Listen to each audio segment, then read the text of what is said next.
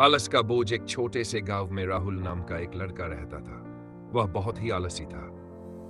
गांव वाले उसे अक्सर कहते, राहुल आलस छोड़ वरना जिंदगी हाथ से निकल जाएगी।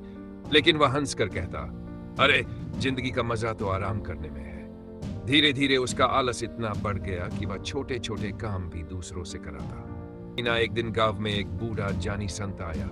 उसने सभी बच्चों को बुलाकर कहा, हर कोई अपनी ताकत दिखाए। सभी बच्चे दौड़े कूदे, कविताएं सुनाई और अपने अपने हुनर बताए। लेकिन राहुल चुपचाप कोने में बैठा रहा। संत ने पूछा, तुमने कुछ क्यों नहीं किया? राहुल बोला, मेरे पास न ताकत है न हुनर, मैं क्या दिखाऊं? संत मुस्कुराया और बोला, बेटा तुम्हारे पास समय है। अगर तुम समय का उपयोग कर लो तो तुम सबसे ताकतवर बन सकते हो। यह सुनकर राहुल के दिल पर गहरा असर हुआ। पहली बार उसे महसूस हुआ कि उसका आलस ही उसकी सबसे बड़ी कमजोरी है। संघर्ष, खुद को बदलने की शुरुआत। राहुल ने तय किया कि अब वह आलसी नहीं रहेगा।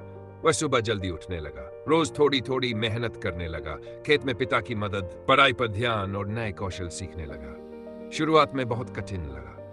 कई बार वह हार मानने की सोचता, पर संत की बात उसे याद आती, समय का सही उपयोग ही सबसे बड़ी ताकत है। धीरे धीरे उसकी मेहनत रंग लाने लगी।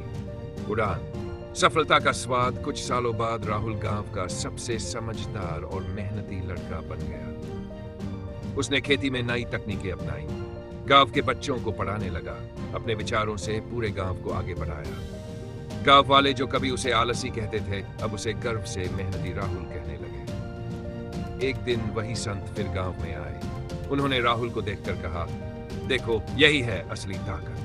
जिसने आलस को छोड़कर समय की कीमत समझी, वही जीवन में महान